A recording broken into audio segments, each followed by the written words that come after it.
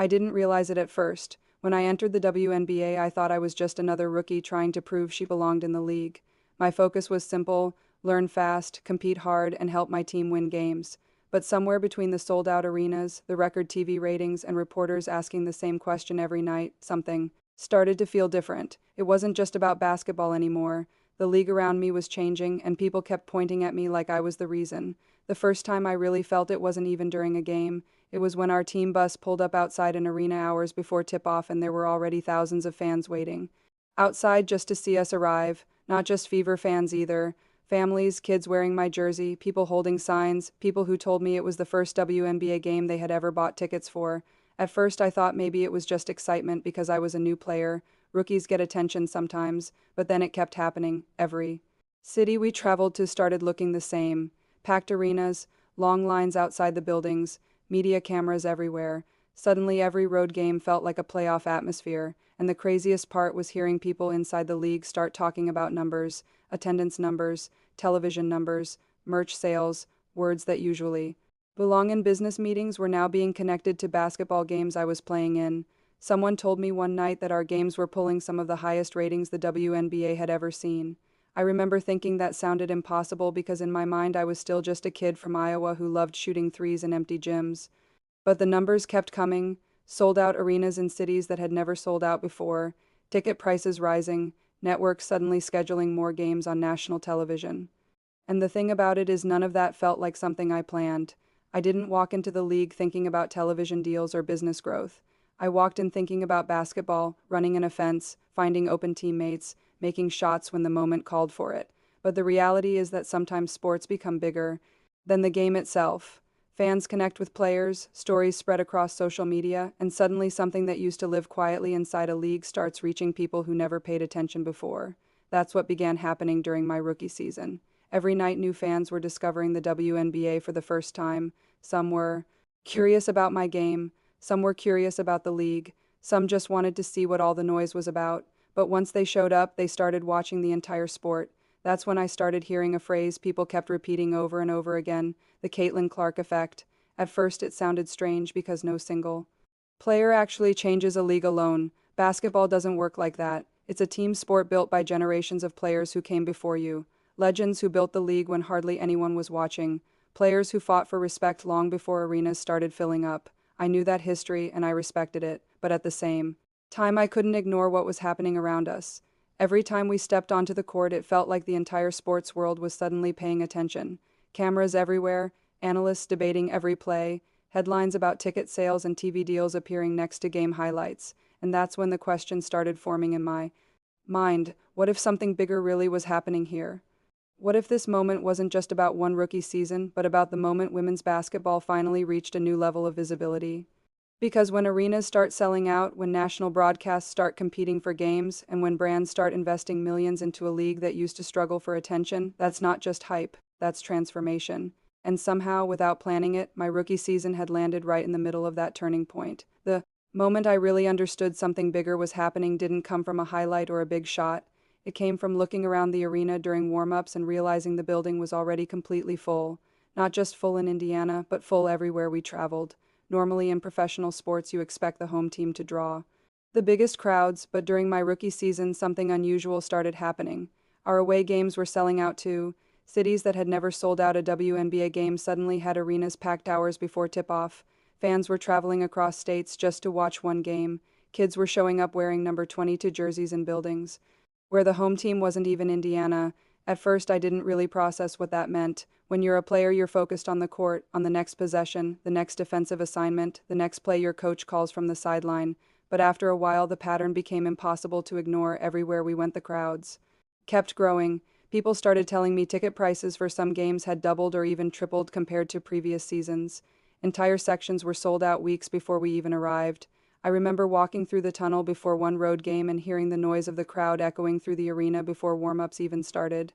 That sound stuck with me because it didn't feel like a normal regular season game. It felt like something people had been waiting for. Later, someone from the league mentioned that attendance numbers were jumping across the entire WNBA, not just Indiana.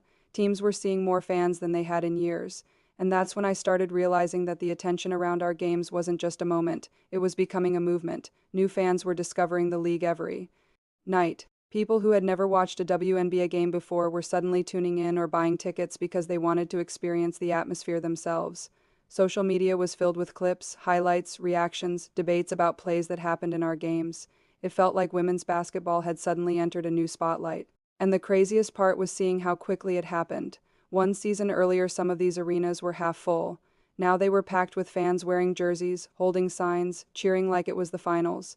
I remember thinking about the players who built this league long before my rookie season. Legends like Diana Taurasi, Sue Bird, Maya Moore, players who carried the sport forward when it didn't get this level of attention. They played in front of smaller crowds, fought for recognition, and kept pushing the game forward anyway. Now suddenly thousands of new fans were discovering the sport they helped build. That perspective mattered to me because it reminded me that what we were seeing wasn't just about one player. It was about the entire league reaching a moment where the world was finally ready to pay attention. But the business side of the league was paying attention too. Teams started noticing the surge in ticket sales.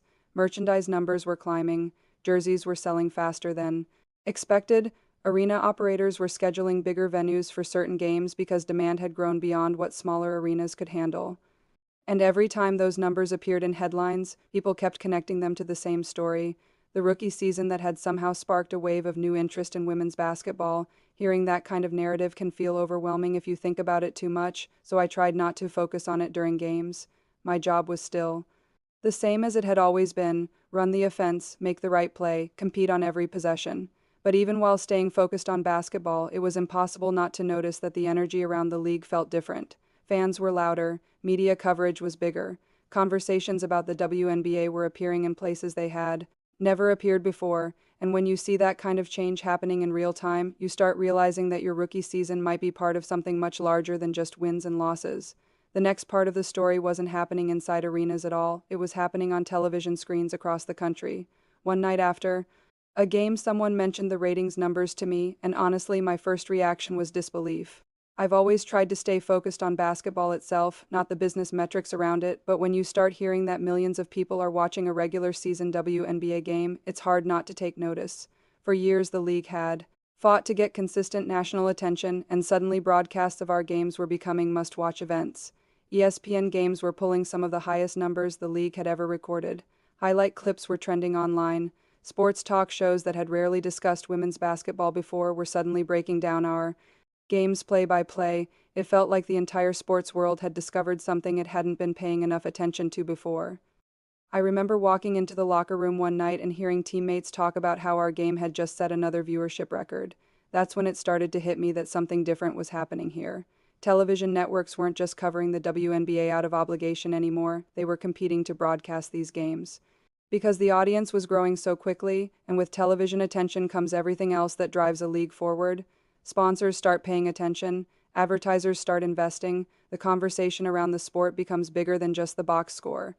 Suddenly, people who had never watched a WNBA game before were texting their friends about highlights they had seen online or on TV. Families were sitting down together to watch games because they were curious about the player everyone kept talking about.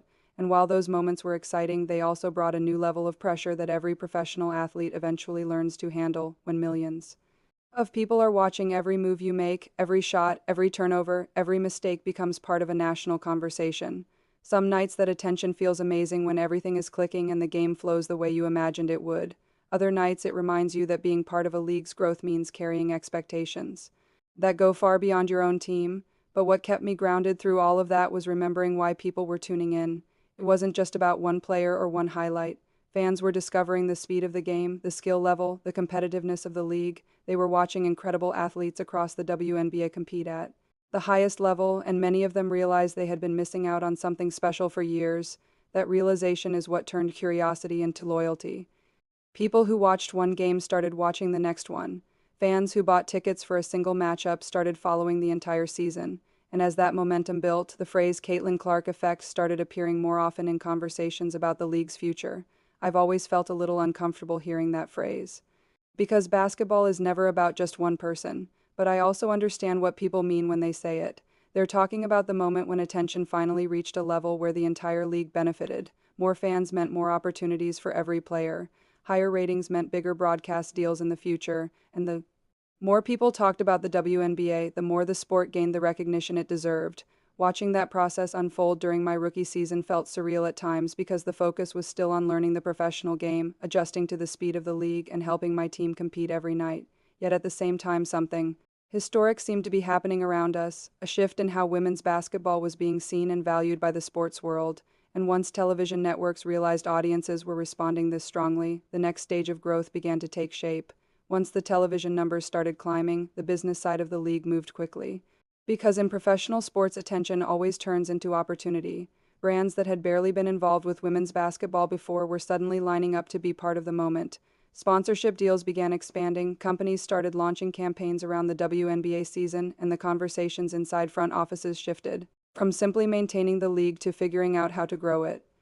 I remember seeing commercials during games featuring players from across the league, not just me but stars from multiple teams, and realizing that something bigger was unfolding. When a sport reaches the point where major companies are competing for visibility within it, that's when you know the business landscape is changing. Brands like Nike, Gatorade, State Farm, and others began investing more aggressively in women's basketball because they could see the audience was growing. And the interesting thing about sponsorships is that they don't just benefit one player or one team. When companies pour resources into a league, they help elevate the entire ecosystem.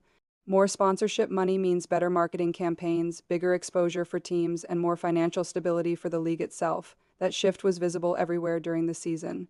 Social media campaigns promoting WNBA games started appearing more frequently. Sports apparel companies expanded merchandise lines connected to women's basketball. Even casual fans who didn't follow the league closely were starting to recognize player names because they were seeing them in national advertisements. And as that exposure grew, it started reinforcing the same cycle that had begun with ticket sales and TV ratings. More visibility brought more fans brought more business interest, more business interest brought even greater visibility. It was like watching a long chain reaction finally gain momentum after years of slow buildup. The truth is that the WNBA had always had the talent and competitiveness to deserve this kind of attention. The league has been filled with incredible athletes since the very beginning. What had been missing was the spark that pushed the sport into mainstream conversation across the entire sports industry. During my rookie season, many people believed that spark had arrived. They called it the Clark effect, but what they were really describing was a moment when multiple forces came together at the same time. A new generation of players entering the league, a fan base hungry for compelling stories, and a media environment that could amplify every highlight instantly across the world. Suddenly, every big three-pointer, every buzzer beater, every rivalry game had the potential to reach millions of people within minutes. That kind of exposure transforms how a league operates. Teams start planning for larger arenas, networks start negotiating bigger broadcast packages, and young athletes watching from home start believing that women's basketball can reach the same stage as any other professional sport. I could feel that shift every time we walked into a building and saw the stands packed with fans who had never attended a WNBA game before. They weren't just watching a single player, they were discovering the entire league. And when that happens, the impact spreads far beyond one season or one rookie class. It changes the business model of the sport itself. But with growth also comes pressure, and as the attention around the league kept increasing, not every reaction inside the basketball world was completely positive. But the truth about rapid change in sports is that not everyone feels comfortable with it, and as the attention around the WNBA kept growing, a different kind of conversation started appearing as well. Some people inside the basketball world began questioning the narrative around the so-called Clark effect. They argued that the league had been building toward this moment for years and that focusing too much on one rookie ignored the contributions of players who had carried the sport long before arenas started selling out. Honestly, I understood that perspective because I had grown up watching many of those same players. Legends like Diana Taurasi, Sue Bird, and Maya Moore were the reason I fell in love with women's basketball in the first place. They built the foundation that allowed the next generation to step into a bigger spotlight at the same time. There was no denying that the sudden surge of attention had created tension in certain moments. Some veterans felt the media was exaggerating one storyline while overlooking the league's deeper history. Fans online were debating every foul, every physical play, every rivalry game as if it represented something larger than basketball itself. The intensity of those conversations sometimes spilled onto the court as well. Games between certain teams became noticeably more physical, and every hard foul seemed to ignite another round of debates across social media and sports talk shows. From my perspective as a player, most of those moments were simply part of the competitive nature of professional basketball. Every athlete in this league competes fiercely and takes pride in representing their team. But when millions of new fans suddenly start watching every game, the spotlight can magnify even ordinary moments into national headlines.